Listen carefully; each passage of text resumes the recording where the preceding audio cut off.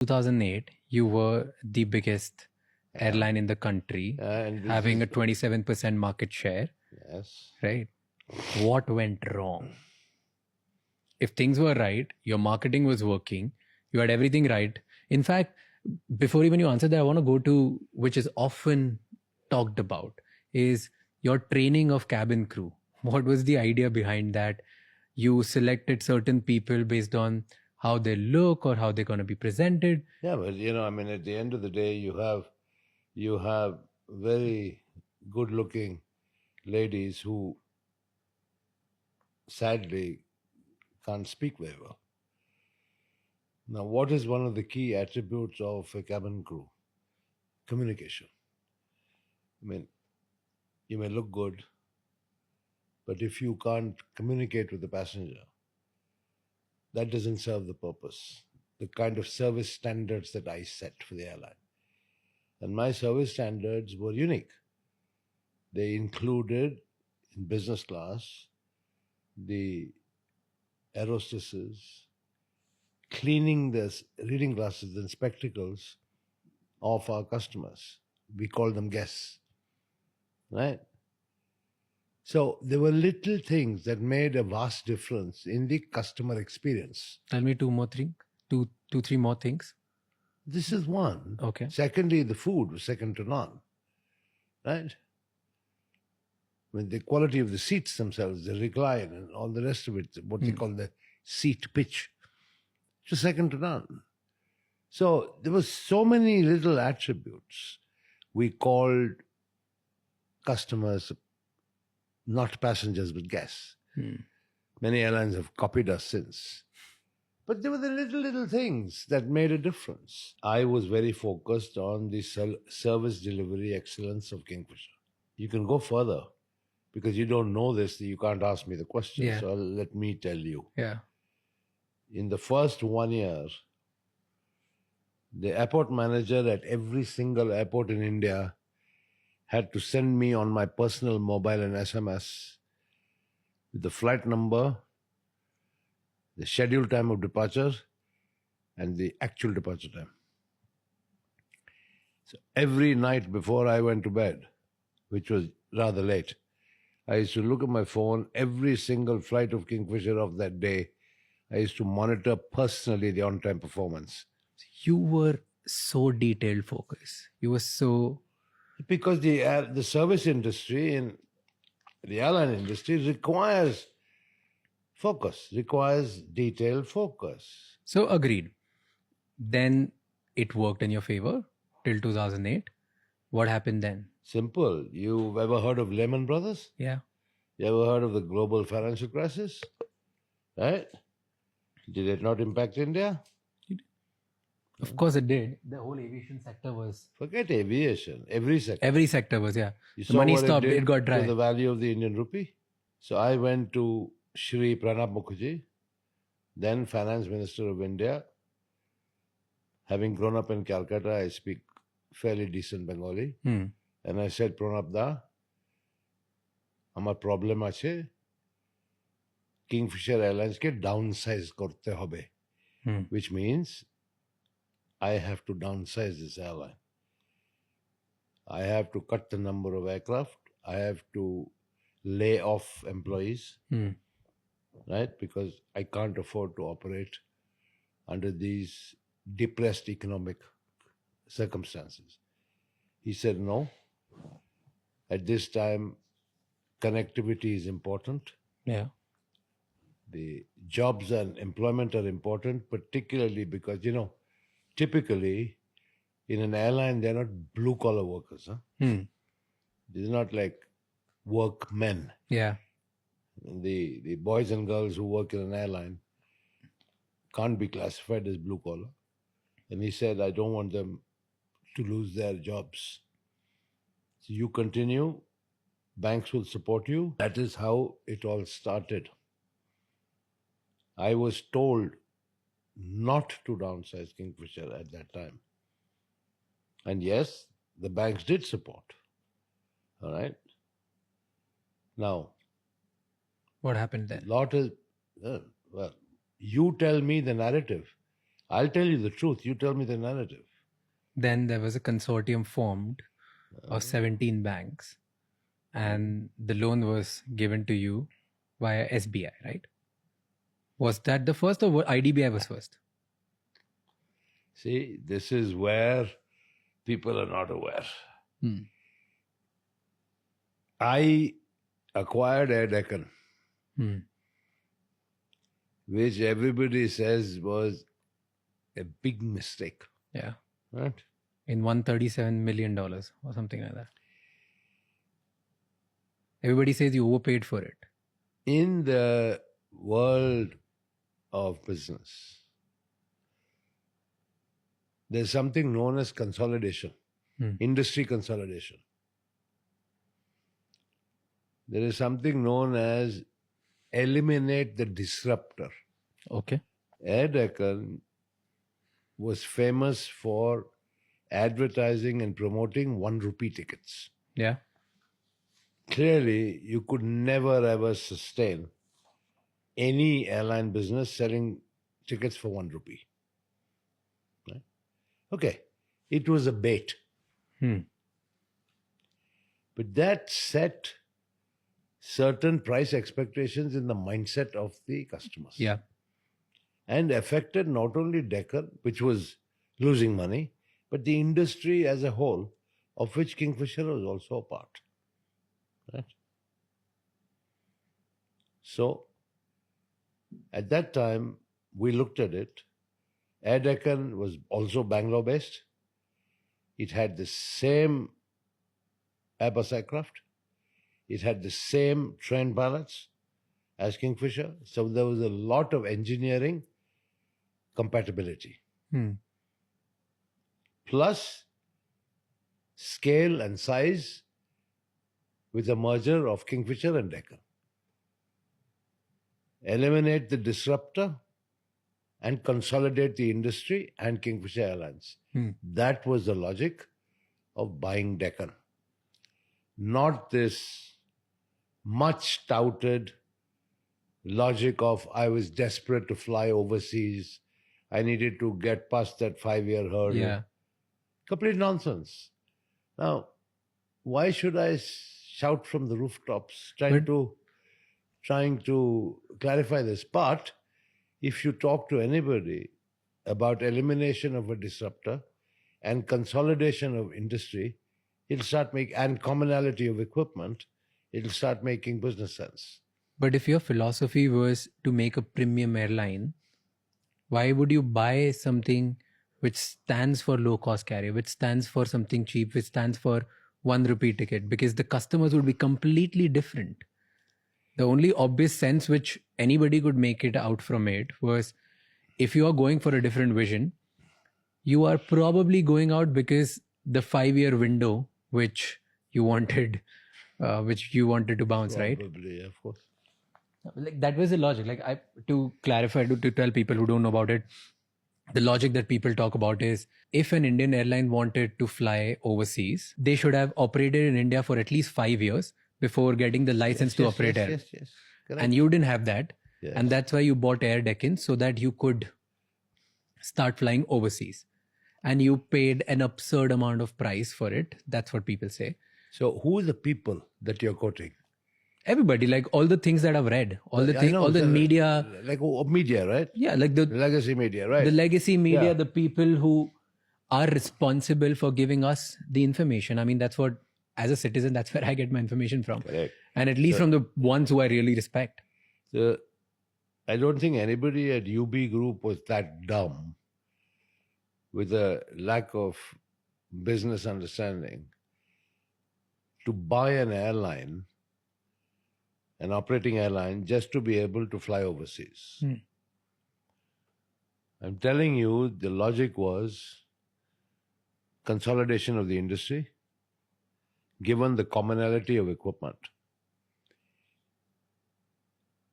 I referred a little earlier to the installation of a front cabin of business class, which we called Kingfisher First, which Indigo are doing even now.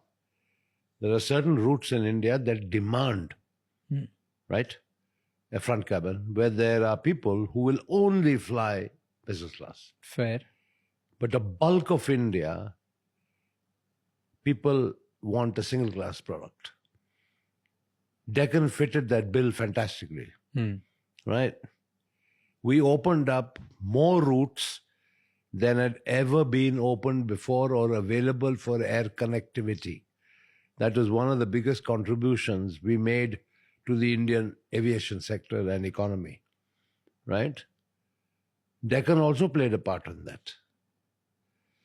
So, Kingfisher's sad failure subsequently had nothing to do with Deccan. Okay. Nothing to do with how much we paid for Deccan.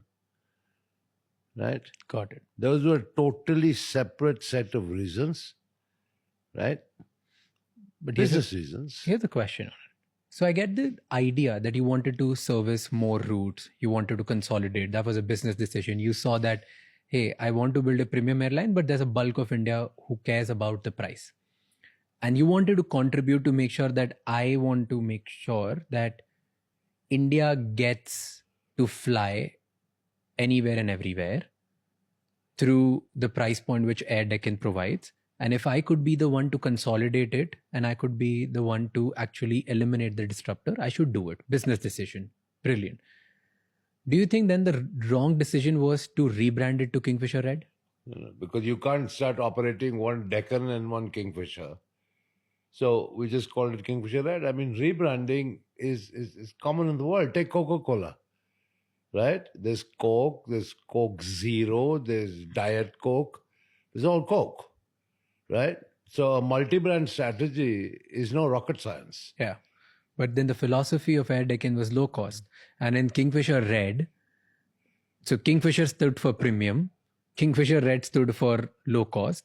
It was differentiated Kingfisher first and Kingfisher Red. Okay. Right? You tell me something. What's the difference between Coke Zero and Diet Coke? Tell me. Just two names, I don't know. Yeah, fine. What's the philosophy behind it? You don't know. So how can all these commentators be commenting on Kingfisher first and Kingfisher Red? You know, the trouble in India is that there are too many commentators who don't understand the facts. And of course, the media plays to the gallery. And that's how disinformation gets spread wide. And then you stated somewhere, again, the commentators I'm quoting, that I want to, if I've put in a name Kingfisher on an airline, no matter even if it's low cost, I want to provide all the services. You started providing all the services, you started providing catering, you started providing everything in a low cost carrier, didn't you? I began by saying that Kingfisher started off with all the attributes of a low cost carrier, which is single class, standard fleet, etc., etc., etc. But I said the only differentiator was in-flight entertainment and food. But I mean, just because I gave food didn't make it a full service carrier. I mean, you want, shall I give you examples? Yeah. You go on any low cost carrier here in Europe, all right? Do they starve you or do they feed you? But you have to pay for it. No, all of them? I don't know, few of them, the ones I've flown. Okay. So there are exceptions. Okay. But that was the business, like that's what everybody talks about, right? You know, that's the problem. Lack of information and knowledge, and more importantly, no domain knowledge of the aviation industry leads to all sorts of speculation that makes no sense. So you tell us that, does it make business sense to provide food and in-flight entertainment in a low-cost carrier where people don't care about it? Wait. Our belief was Indians love food and love entertainment. That was for Kingfisher first, but not for Kingfisher Red. Kingfisher Red stands for low-cost Why? carrier. An in-flight entertainment system doesn't cost you money to operate every day. But still costs you a lot of money, which eventually will bleed your balance sheet. Really? I'm asking you. Well, not in our opinion. Do you think that was the wrong decision? What? Just To acquire providing... Deccan? After acquiring Deccan, giving all the services of a full full service carrier in a low cost carrier?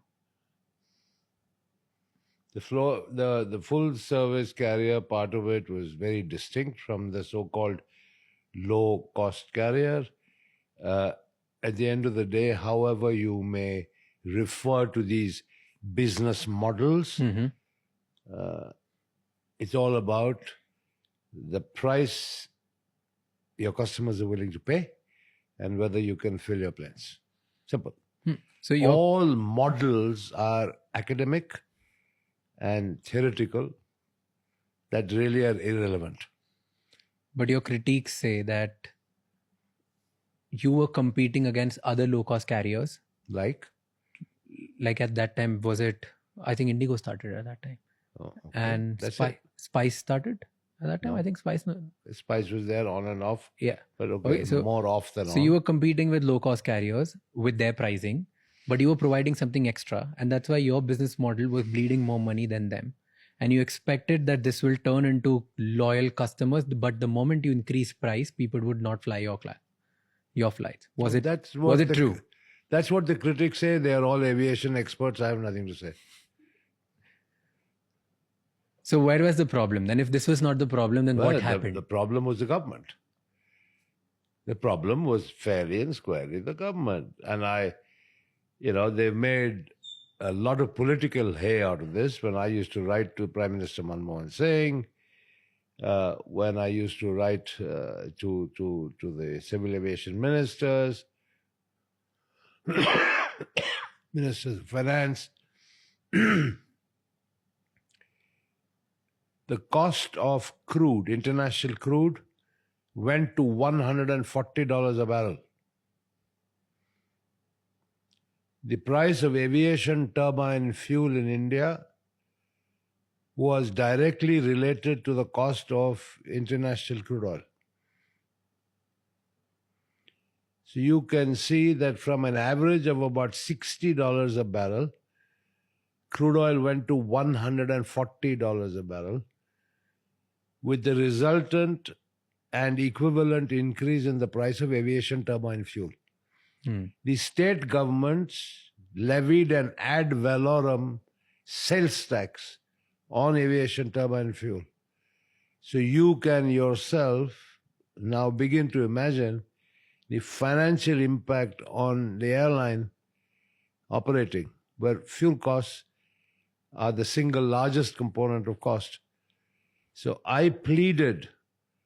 I said, look, please give aviation turbine fuel declared good status so that it attracts central sales tax and not this punitive ad valorem state sales tax, right? Because the states are making windfall profits. Anyway, that the government did not do. Okay. Aviation is regarded as a capital-intensive industry, right? It's acknowledged as such worldwide, right? They would not permit foreign investment. It was said that only 6 months after Kingfisher Airlines shot, right, that they permitted Etihad to invest in jet. I had already reached agreement with the CEO of Etihad in Geneva for them to invest in Kingfisher, which government did not permit. So we could not capitalize the airline through a foreign investor either. Why didn't they allow? You should ask the government, right? So my point is, the economy, the circumstances, the government policy then existing, all conspired to create a perfect storm through which Kingfisher could not survive. I mean, that's the sad part of it.